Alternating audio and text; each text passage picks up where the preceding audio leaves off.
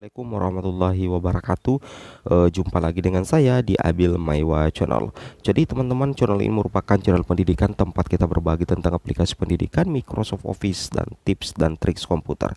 Jadi pada video kali ini Bapak Ibu ya, kembali lagi kami akan menjelaskan sebenarnya apa sih manfaat ya bagi guru honorer yang terdaftar di Dapodik dan memiliki akun SIM PKB.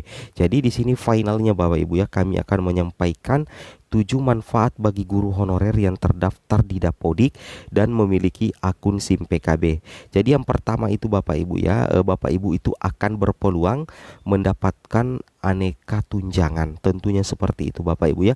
Ketika Bapak Ibu terdata di Dapodik, maka Bapak Ibu itu mendapatkan banyak kesempatan untuk mendapatkan aneka tunjangan. Dan ketika Bapak Ibu tidak memiliki Dapodik atau tidak terdaftar di Dapodik, maka tidak ada harapan bagi guru untuk mendapatkan tunjangan dari Kemendikbudristek seperti itu. Nah, di sini dikatakan Bapak Ibu ya bahwasanya aplikasi Dapodik menjadi dasar pemberian segala jenis tunjangan seperti tunjangan khusus, kemudian bagi guru honorer yang bertugas di daerah khusus, subsidi gaji melalui program BSU, ini sudah pernah diterima Bapak Ibu ya, dan TPG atau tunjangan profesi guru. Kemudian yang kedua adalah Bapak Ibu bisa mengikuti PPG guru dalam jabatan ya. Ya, tentunya ketika Bapak Ibu tidak terdaftar di Dapodik, maka Bapak Ibu tidak bisa mengikuti PPG guru dalam jabatan dan secara otomatis kesempatan untuk mendapatkan kesejahteraan lewat sertifikasi itu pupus Bapak Ibu ya, seperti itu. Nah, di sini katakan salah satu syarat seleksi administrasi PPG dalam jabatan adalah terdaftar pada aplikasi data pokok pendidikan Kementerian Pendidikan dan Kebudayaan. Selanjutnya, calon mahasiswa program PPG dalam jabatan melakukan pendaftaran melalui aplikasi SIM PKB seperti itu. Kemudian yang ketiga adalah berpeluang lolos menjadi guru ASN P3K. Wow, luar biasa ya. Jadi ketika mengutip website resmi dari Kemendikbudristek Bapak Ibu ya, pada mekanisme seleksi P3K guru yang berhak untuk mendaftar seleksi P3K tahun 2021 adalah guru honorer yang terdata di Dapodik ya. Nah, terdaftar di Dapodik baik yang mengajar di sekolah negeri, tentunya mengajar di sekolah swasta seperti itu Bapak Ibu ya. Kemudian yang kedua adalah guru yang memiliki sertifikat pendidik dan guru honorer K2 yang pernah terdaftar di Dapodik ataupun database BKN. Kemudian berikutnya manfaat dari Dapodik adalah terima gaji dari dana BOS ya. Jadi untuk guru honorer yang belum sertifikasi bisa mendapatkan insentif dari dana BOS dengan catatan tercatat di Dapodik, kemudian tercatat di info GTK Bapak Ibu ya, tentunya seperti itu, tercatat di info GTK. Jadi ini sangat berguna ketika rekan guru honorer mengajukan NUPTK. Sebagaimana kita ketahui bahwa NUPTK merupakan syarat administratif untuk mengikuti program PPG dalam jabatan. Wow, luar biasa. Kemudian tentunya meningkatkan kompetensi dan bisa terdaftar menjadi guru penggerak seperti itu. Ini adalah 7 manfaat Dapodik untuk guru honorer. Nah, di sini ada manfaat terbaru Bapak Ibu ya, karena ini langsung dijelaskan oleh Dirjen GTK terkait Dapodik guru honorer. Nah, oleh karena itu Bapak Ibu silakan simak dulu video langsung dari Dirjen GTK yang membahas terkait Dapodik untuk guru honorer di seleksi P3K tahun 2022. Tentunya ini menjadi kabar gembira bagi guru honorer yang terdata di Dapodik.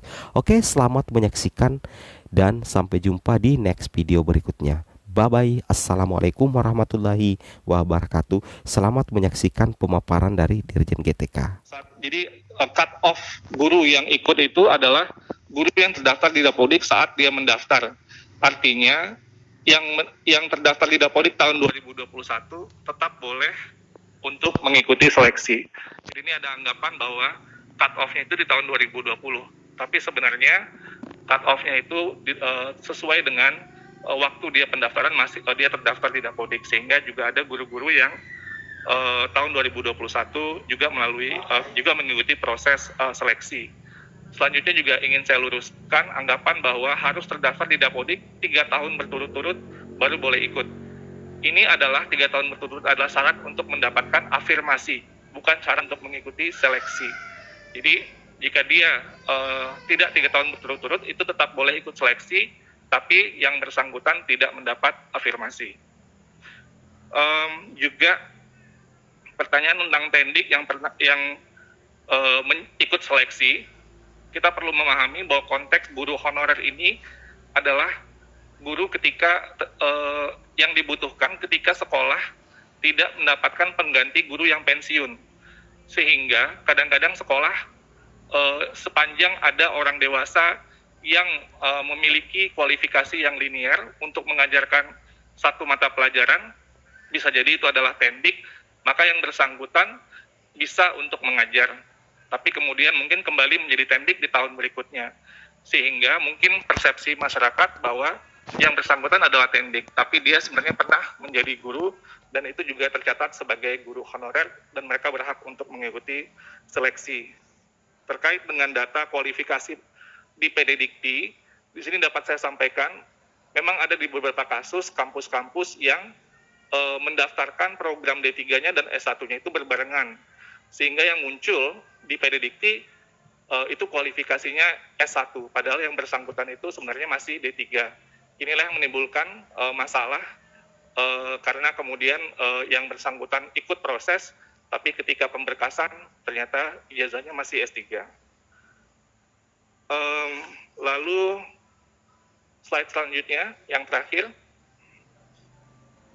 ini juga sudah kami sampaikan sebelumnya, hanya untuk menguatkan bahwa pada saat ini Panselnas sedang menyusun draft mekanisme rekrutmen guru ASN P3K tahun 2022, di mana di sini kita akan melakukan sebuah penyempurnaan supaya untuk bisa menyelesaikan masalah-masalah yang timbul di tahun 2021 sebelumnya, sehingga bisa lebih baik pada tahun ini. Salah satunya adalah kita melakukan formasi yang tahap ketiga itu tetap ada, itu tidak akan hilang, dan itu digabungkan dengan formasi tahun 2022. Dan mekanisme baru ini atau aturan yang disempurnakan ini mempertimbangkan pertama, guru yang telah lulus passing grade itu untuk bisa mendapatkan formasi tanpa harus ikut seleksi. Lalu memperbesar kuota formasi, karena kita sebenarnya mengetahui jika formasi diajukan secara maksimal, maka sangat besar kemungkinan guru-guru yang sudah lulus passing grade untuk mendapatkan formasinya. Selanjutnya, untuk mencegah salah satu masalah yang juga timbul adalah guru dari sekolah induk dengan sekolah non-induk. Ini kita ingin mencegah terjadinya pergeseran antar guru di sekolah induk yang lebih banyak lagi. Dan yang terakhir, mempercepat penuntasan pemenuhan 1 juta guru ASN P3K. Mungkin sekian dulu dari saya, Bu Pimpinan. Terima kasih atas kesempatannya. Assalamualaikum warahmatullahi wabarakatuh. Waalaikumsalam warahmatullahi wabarakatuh. Terima kasih Pak Yang. Kita itu semangat 45 ya, supaya kebutuhan guru di seluruh jenjang itu terpenuhi dengan baik. Nah, masalahnya adalah mungkin kita di tingkat pusat menghitung 1 juta formasi guru itu dari kacamata rangkuman seluruh kebutuhan. Padahal kalau kebutuhan guru itu kan setelah proses seleksi ini, kita memahami bahwa itu akan sangat tergantung jumlah cukup atau tidaknya dari data informasi kabupaten kota. Di kabupaten kota mungkin ketika di rasio jumlah gurunya itu di luar Jawa banyak sekali yang ternyata tidak memenuhi syarat. Nah, apakah bisa Pak Iwan suatu hari nanti mungkin setelah tidak begitu repot, kita bisa duduk bersama berhitung, mungkin juga dengan teman-teman dari Departemen Agama, berapa sih sebenarnya kebutuhan guru untuk SD dan untuk madrasah ibtidaiyah tentunya, dan untuk SMP dan untuk MTS. Kenapa? Ini kita harus selesaikan sebagai bagian dari tanggung jawab, karena amanat konstitusinya sekolah dasar itu wajib bagi penduduk dan wajib dibiayai oleh negara. Hal ini yang mungkin menjadi prioritas utama dari 20% alokasi anggaran pendidikan. Yang lain-lainnya boleh dikurang-kurangi, terutama adalah yang pada saat ini berada di kementerian lembaga yang lain. Dikurangi bukan berarti dihapuskan. Dikurangilah kalau banyak lembaga lain itu kemudian mengiurkan sebagian, melepaskan sedikit-sedikit, masukkan ke Kemendikbud, masukkan ke Depak yang khusus untuk menyelesaikan kewajiban amanat konstitusi untuk SD dan SMP ini, saya kira juga akan semakin lama akan semakin mengurangi beban permasalahan yang sekarang timbul. Terima kasih Pak Iwan. Selanjutnya kami berikan kesempatan kepada Kementerian Keuangan, Pak Isa, atau nanti Ibu Pimpinan, ya, ini kan menyangkut SDM. ya. Kami menyarankan kita mendengar dulu dari kementerian yang lain, Kemenpan RB, BKN, dan yang lain-lain. Anggaran biasanya paling akhir, Bu. Ini seperti apa? Kalau Betul boleh ya, diusulkan demikian, Ibu. Kalau kita lagi rapat-rapat itu, anggaran merupakan konsekuensi ya Pak ya, dari berbagai macam keputusan yang lain. Mungkin bisa kita ke